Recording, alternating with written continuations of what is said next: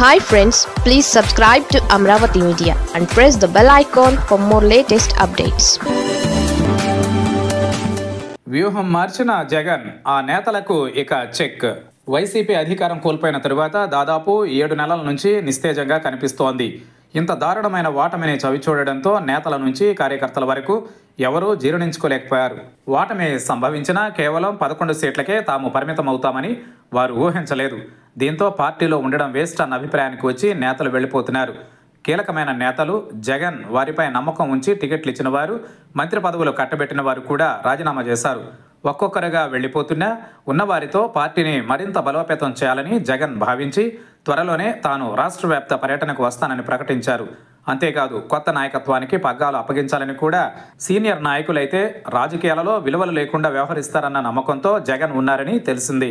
వారు అధికారం ఉంటేనే పక్కన ఉంటారని, దాదాపు 80% మంది సీనియర్ నేతలు అధికారం కోల్పోయిన వెంటనే పార్టీకి దూరం అవుతారని కూడా భావించి కొత్త నాయకత్వానికి నియోజకవర్గ పగ్గాలు అప్పగించాలని చూస్తున్నారు. ఇందుకోసం నియోజకవర్గాల వారీగా కొత్త నాయకత్వం కోసం వెదుకులాటను జగన్ అండ్ టీం ప్రారంభించినట్లు వార్తలు అందుతున్నాయి. తన రాష్ట్ర పర్యటనలో కాకపోయినా తర్వాత అయినా వారిని నియోజకవర్గ ఇన్ఛార్జిగా నియమించి ఇప్పటి నుంచే వారిని జనంలోకి పంపి అందరికీ పరిచయం చేయాలన్న యోచనలో వైసీపీ అధినేత ఉన్నట్లు తెలిసింది. నూతన నాయకత్వం యువకులు అయితే తనను నమ్ముకుని ఉంటారని జగన్ భావించడమే ఇందుకు కారణం. అందుకే 7 నెలల్లోనే అధికార పార్టీ అయిన కూటమి ప్రభుత్వంపై పోరుకు సిద్ధమయ్యారు. తాను లేకపోయినా నాయకత్వం ఎలా ఉందో పరిశీలనకు తనకు ఉపయోగపడుతుందని భావించి ఈ రకమైన కార్యక్రమాలకు తెరదీశారంటున్నారు.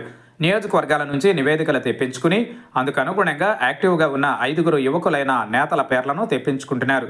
అందులో ఒకరికి నియోజకవర్గాల పగ్గాలను అప్పగిస్తే ఎన్నికలు ఎప్పుడు జరిగినా వారిని అభ్యర్థులుగా ప్రకటించవచ్చన్న ఆలోచనతో జగన్ ఉన్నారని చెబుతున్నారు.